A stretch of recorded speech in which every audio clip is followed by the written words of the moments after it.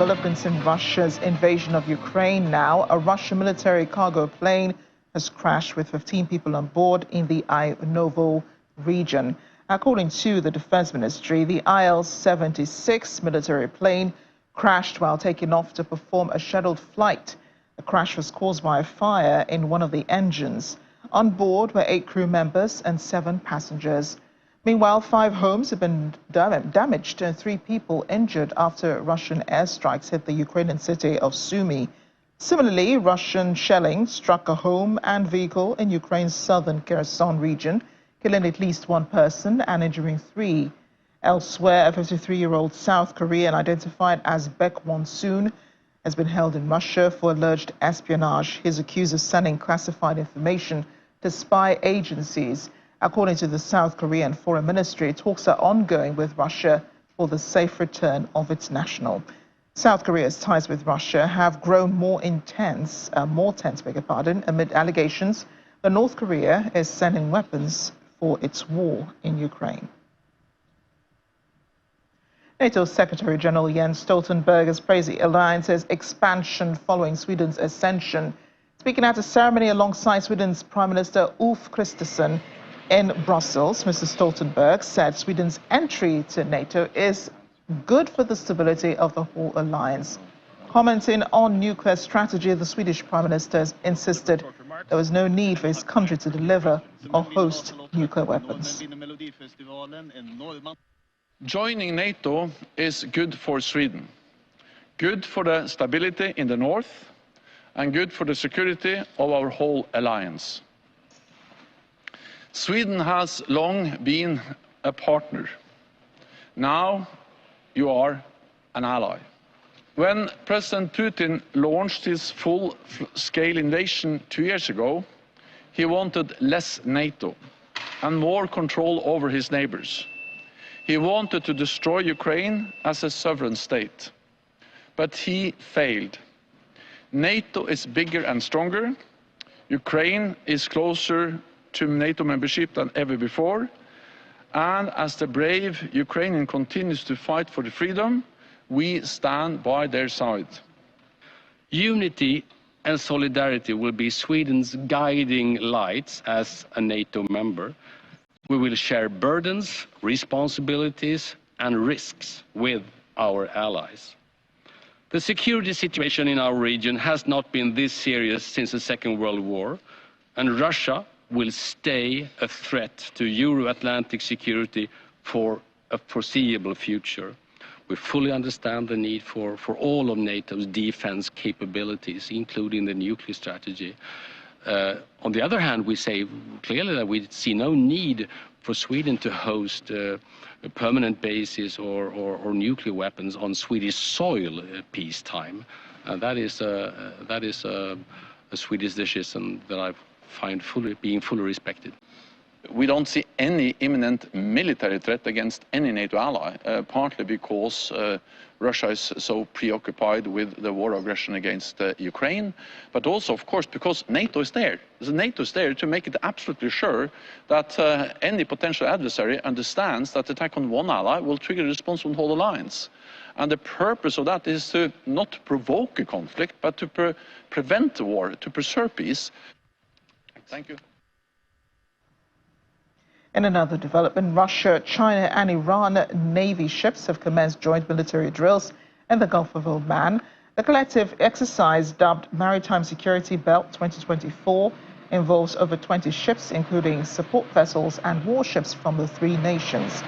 During the exercise, the naval forces will engage in joint maneuvers and conduct firing at surface and air targets, as well as hone elements to liberate ship hijacked by the pirates. This marks the 6th naval naval exercise between the 3 countries, with the first one having been held in the Arabian Sea waters in 2018.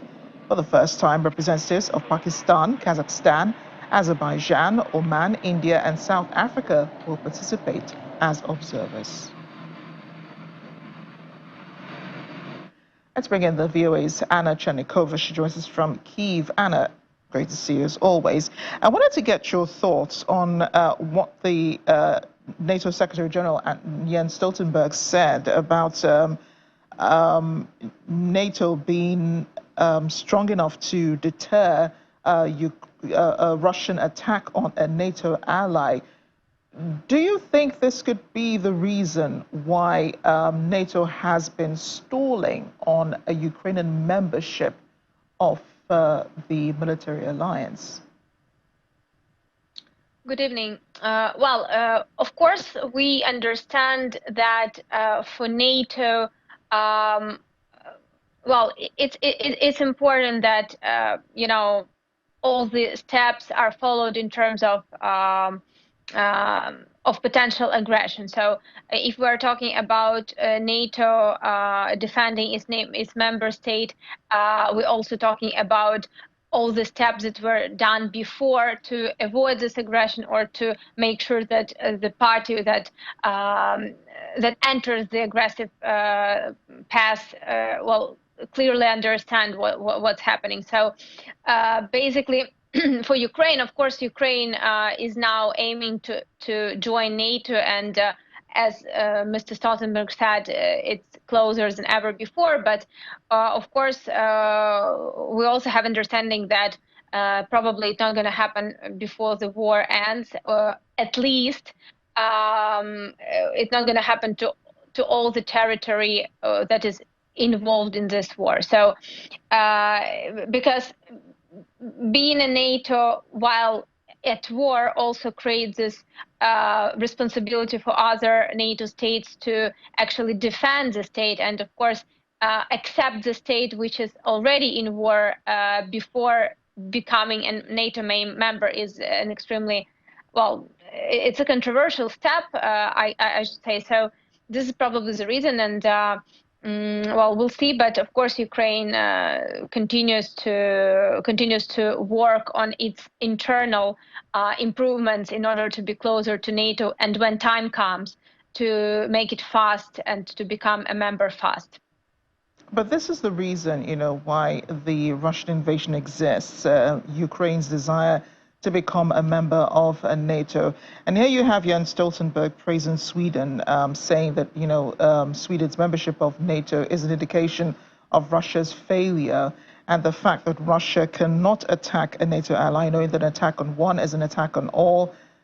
Just wondering, how the Ukrainian government feels about this, how they're responding to some of the comments being made by Jens Stoltenberg and by Sweden, knowing that Ukraine has always wanted to be a member of NATO, but right now it cannot become a member of NATO because of this war going on. And the reason the war exists is because Ukraine did attempt to become a member of NATO. Well, it's a complicated one, and of course, it looks like that circle is closed, and we're just going around from one question to another. And you're right that one of the reasons, at least official reasons, that President Putin mentioned. But also, I should say that if we listen to President Putin and his and the reasons that he provides for aggression against Ukraine, the main reasons would go such as denazification, demilitarization, and so on and so forth, whatever he continues to repeat. And he is getting, he's not mentioning potential NATO membership as one of the main reasons. Even he did it before, and even he said before, he said it before, not only about Ukraine, but of course Ukraine in particular, that he doesn't want Ukraine to be a NATO member. But he also said that he doesn't want NATO to get closer to Russian borders. And well, now we can see Finland and Sweden, and Russian border with NATO states increased dramatically with the joining of with this latest countries joining NATO. So it's, I think that we definitely should think about it as like official reasons or desired reasons, but it doesn't mean that this would be also, this would create any, potentially any more problems than already Ukraine facing with Russian aggression. So I don't think that it should be considered as like the main reason why the war is happening, because President Putin, well, he has a couple of those, and he's mentioning every time he's mentioning whatever he finds more convenient for his internal listeners and also external. So it's a very tricky one. Yeah, you're right. You're right, Anna. The Russian president does seem to come up with these reasons, as it suits the occasion every time he has to explain why Russia is in Ukraine. But let's talk about, the military plane that crashed while taking off to perform a scheduled flight. What relationship does that have, if there's any, with the attacks by Russia on Ukraine? Well, officially, we don't have any confirmation that Ukraine anyhow involved in this, and actually no comments from the Ukrainian officials or Ukrainian side. But of course, if we analyze what's happening in the past months, let's say, with all the different types of Russian jets crashing for different reasons which are provided officially by Russian side, but we can see that a lot of jets has already been destroyed, and sometimes there are confirmations that Ukraine was involved, Ukrainian special service was involved directly. And also, if we look at today, March 12th, a lot of action is happening actually on the territory of Russia. So we're hearing reports about plane crash, we're hearing reports about explosions, drone attacks, allegedly Ukrainian drone attacks, at least according to the reports from the Russian officials. Also, we see the situation with Russian opposition units, military units, which are announcing that they have entered Russian territory and took control of a couple of settlements next to the border with Ukraine. So all this is happening at the same time. And of course, here inside of Ukraine, there are talks that this is not just, a coincidence. But again, we don't have any official confirmations that this has something to do with Ukrainian special services or Ukrainian military involved. However, we will be waiting for maybe sometime later on we'll get any clues or any confirmation from the Ukrainian officials. Right, Anna. And Russia, China, and Iran are conducting naval drills in Oman. Does this pose any discomfort for the Ukrainian military forces? Well, I cannot say that it's like a direct, game changer for Ukraine and Ukrainian perception at the Russian power. Let's put it this way. It looks like this is the answer, so-called answer for the NATO training, and that just happened. And of course, Russia is trying to demonstrate that it is moving towards new allies and towards increasing of its military power. However, I don't think that it has anything to do with situation at the battlefield at this point, and I don't think that Ukrainian military or Ukrainian society considers this as additional, threat or increase of Russian power at the battlefield in Ukraine. But of course, this is a very important sign that Russia is actually looking for new allies, that Russia is even demonstrating that this new allies already exist, and that cooperation is already at the stage that they are actually having these drills together. So of course it should be perceived very seriously, and it is, but not something that at this point has a direct impact on the battlefield. Yeah. And how would you describe Ukraine's relations with China and Iran?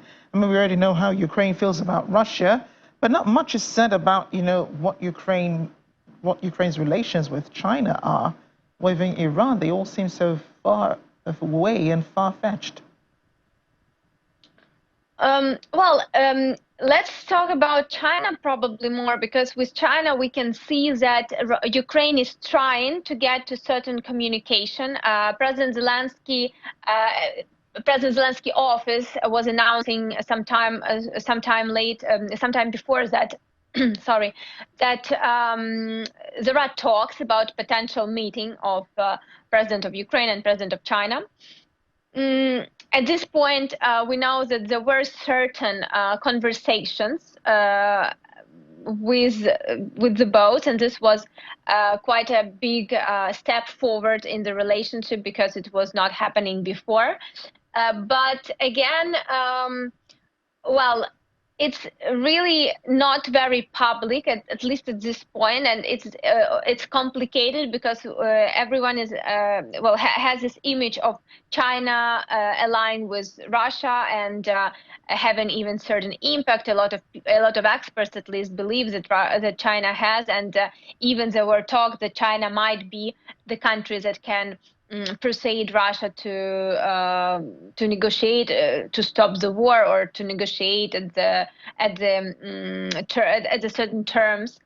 But well, it's like, you know, it's really, as I said, publicly there is not much, but there are definitely efforts from the Ukrainian side and Ukrainian officials to you know, to improve the communication. But again, and the representative of China just visited Kyiv and Moscow again.